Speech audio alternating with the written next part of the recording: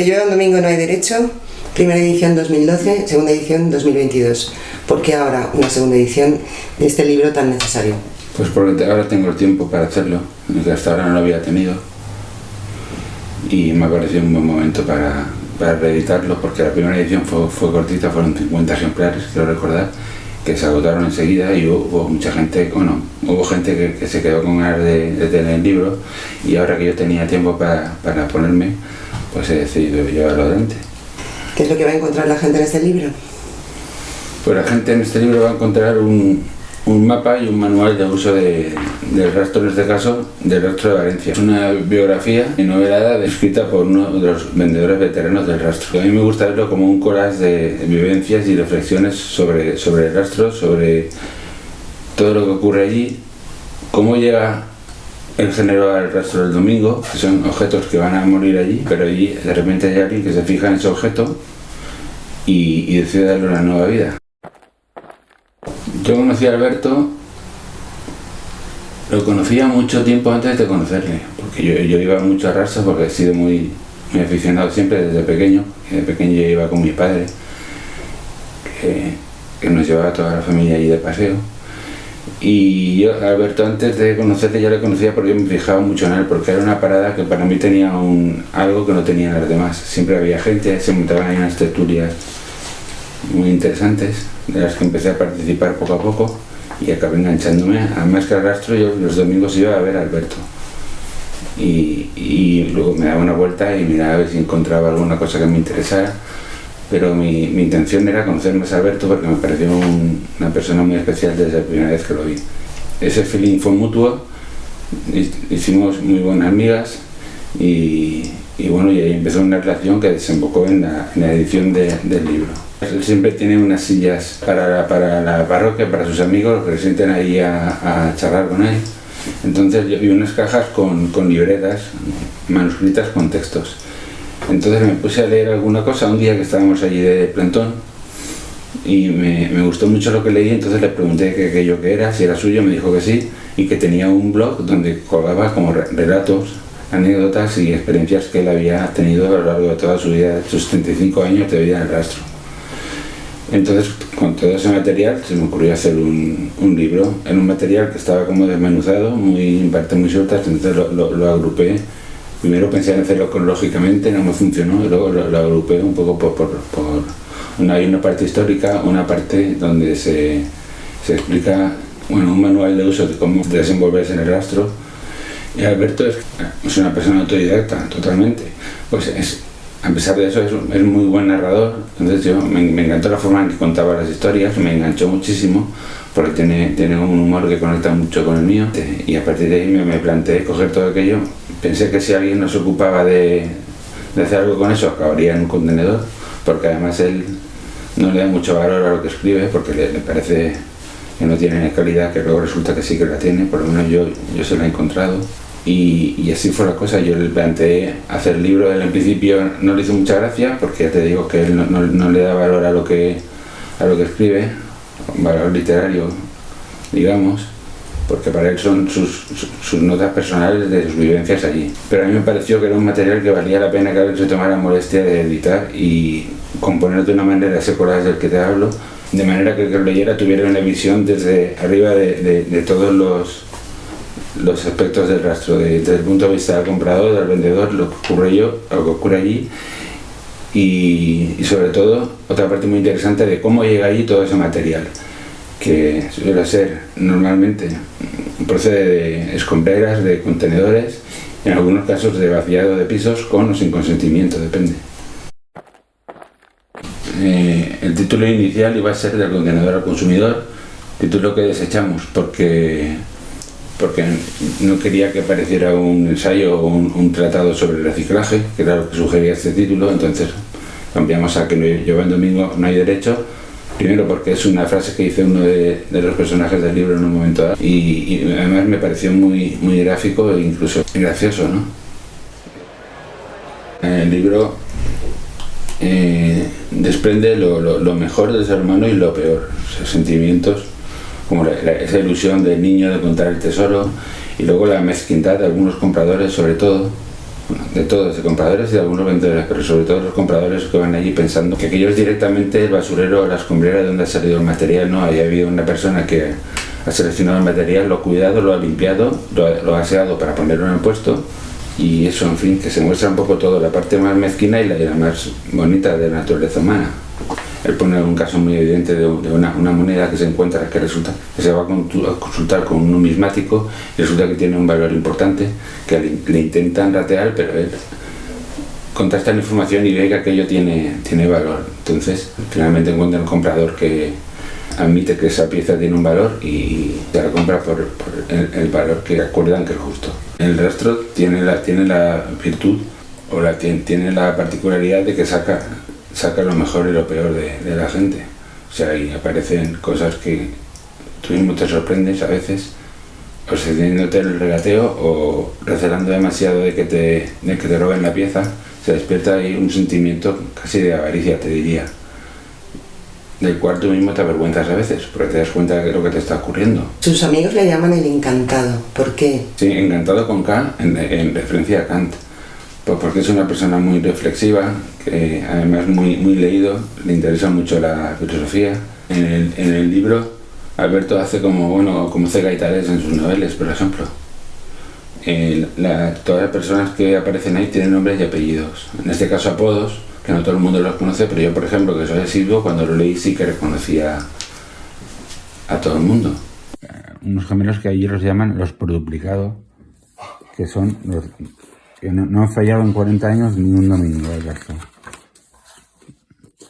Juanito el madrileño, Carlos, el maestro Carcoma.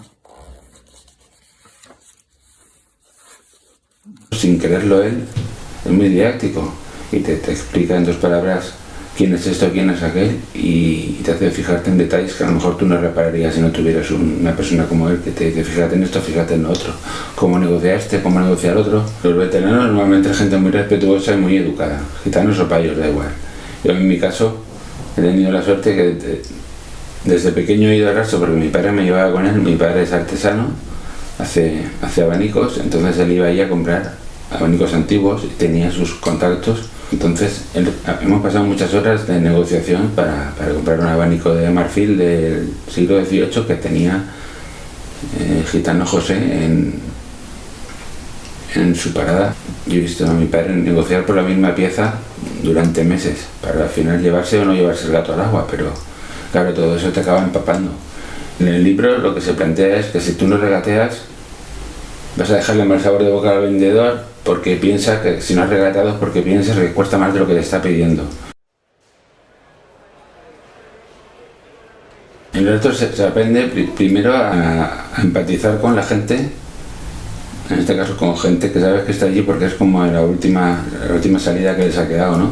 Porque la vida antes del domingo es jodida. Ellos todos los días salen a peinarse la ciudad, a abrir contenedores, a ver lo que hay dentro, a salir a las afueras, a las escombreras. Estamos en la era del reciclaje y no hay mejor ejemplo para el reciclaje que el rastro, donde todos los objetos que ya se dan por perdidos cobran una nueva vida con la persona que los adquiere. Para hacer la calle, para buscar cosas no hace falta madrugar, pero para ir al rastro sí que hay que levantarse pronto, y sobre todo ellos, los vendedores.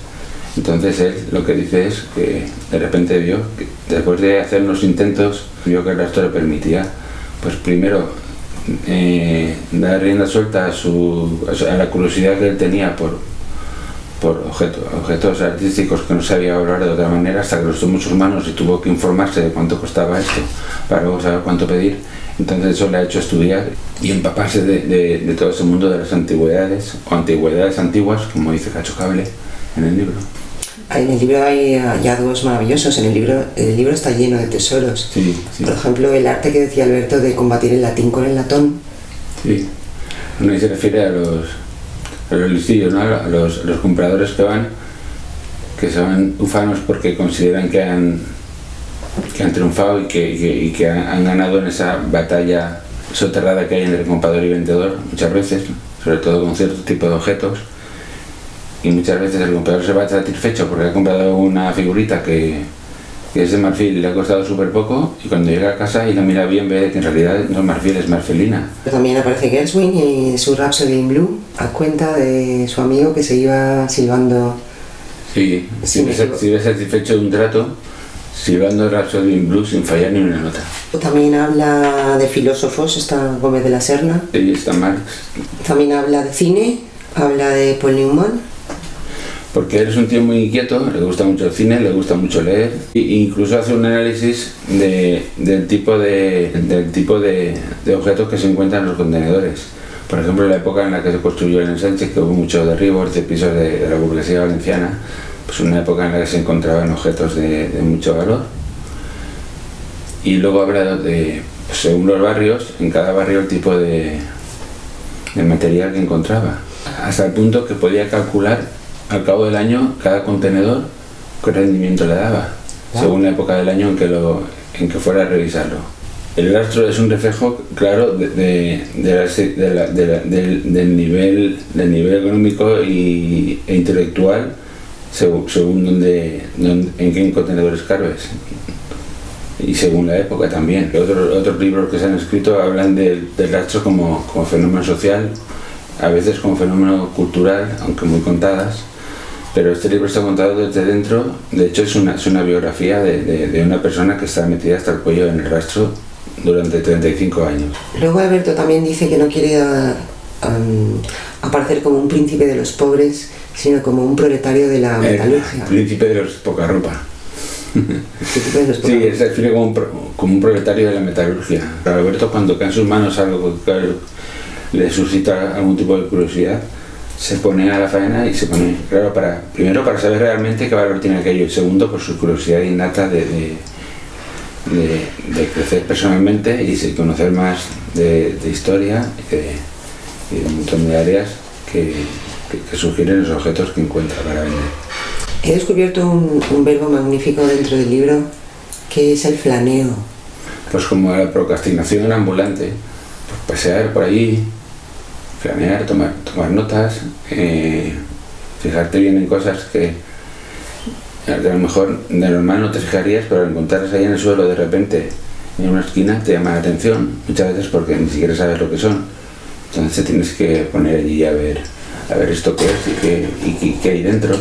Si es, en este caso es una cámara fotográfica, pero podría ser un proyector de diapositivas o una camarita de Super 8. Y además te hace encontrar muchas veces cosas que no buscas.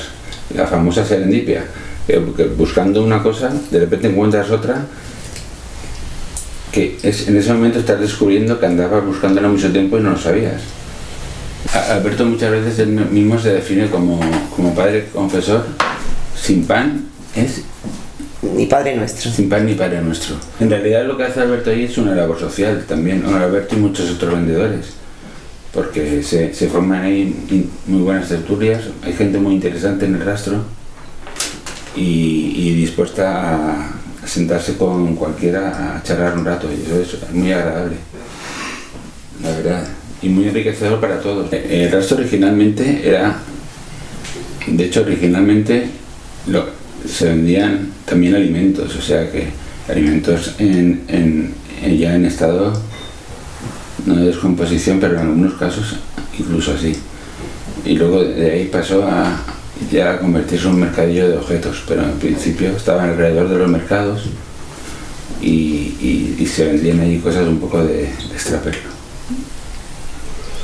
El libro también contiene un montón de fotografías que será de los años 80, cuando el rastro estaba en la Plaza Nápoles y Sicilia. Sí, sobre todo hay fotos de la época en la que se estaba construyendo el edificio de Comisiones Obreras en Nápoles y Sicilia, y luego hay también unas cuantas de cuando pasó a Mestalla. Hay gente que va buscando el tesoro, que no deja de ser una forma de romanticismo, y gente que va a buscar cosas prácticas, un secador porque se le ha estropeado el suyo, una batidora. Yo creo que lo que buscas cuando vas a rastros son sobre todo emociones y una forma de socializar muy bonita con gente que de otra forma a la que no podrías acceder porque tú te mueves en otro mundo y en otros círculos, y de repente encuentras gente que te da un punto de vista que tú no te habías planteado sobre las cosas, y eso es muy, muy enriquecedor y muy, muy interesante. Y es inevitable que hablemos de Bertolt Brecht, porque Alberto lo cita en el libro, Sí. y decía el alemán que de todos los objetos los que más amo son los que han sido usados. Claro. Y además ocurre una cosa muy curiosa, que esos objetos usados normalmente son los primeros que desecha la familia del difunto, ¿no? Cuando una familia vacía un piso de una persona mayor porque ha fallecido, normalmente lo que tiran es lo que seguramente más valor tenía para el finado, citando a Rafa. Una persona que va al rastro, sobre todo lo que va a encontrar son emociones fuertes. Esta máquina de escribir puede no decirte nada o puedes verla y quedarte maravillado porque las has visto en las películas y dices, joder, pues esto a mí, no sé, en el salón me va a quedar de puta madre. Pero sobre todo la gente, yo pienso que allí los que vamos buscando emociones y un poco la incertidumbre esa de saber si vas a encontrar algo que te interesa, si no. En el rastro precisamente aflora ese niño que todavía tenemos dentro, que a veces está muy escondido, muy hondo, pero allí inevitablemente aflora, porque encuentras objetos que te devuelven a tu infancia y porque sobre todo aflora ese sentimiento de explorador. Tú mismo te vas a descubrir en ti emociones que estaban ya enterradas y vamos, súper profundas. Entonces van a surgir espontáneamente, sin que tú seas consciente, sentimientos de cuando eras niño. En esta ocasión lo que he hecho ha sido hacer una tirada de casi por encargo de personas que conocían el libro y que cuando me los encuentro me preguntan, oye, ¿qué libro que hiciste? ¿Te queda alguno? Entonces eso es lo que me ha movido a reeditarlo, que esa gente que a lo mejor no conoce el rastro pero siente curiosidad, pues acabar de animarlos a que lo prueben, y creo que el libro es un excelente vehículo para incitar a esa gente a dar el paso de pasearse un domingo por ahí. Pues muchas gracias por descubrirnos a Alberto Maeso Manzano. Vais a disfrutar mucho, espero. Que habla mucho de quién es Juanmi Martínez Escrits. Eso córtalo. Sí, bueno, Fue un faenón, pero fue muy bonito porque yo tenía una caja llena de papeles, manuscritos, y un blog lleno de entradas con textos y reflexiones sobre el rastro de Alberto. Entonces, coger todo ese material y confeccionar un libro. ¿Cuánto tiempo te llevó eso? Un libro que en realidad, pues alrededor de un año largo me llevó. Un libro que en realidad me hubiera gustado escribir a mí, pero como yo no tengo ni el talento ni la constancia para embarcarme en un proyecto así, pues de alguna forma he cogido un material ya elaborado y lo que he hecho ha sido darle un poco de orden y intentar organizarlo de una forma coherente, que no fueran piezas sueltas, o sea, que tuviera un discurso coherente. Y el libro también tiene un testamento que acaba con la mención de la libertad como anhelo. Y más que un testamento es casi un alegato, diría yo. Sin embargo, a pesar de ser yo mi mayor enemigo, me compensa que todo esto pueda pagarlo con el anhelo de la libertad.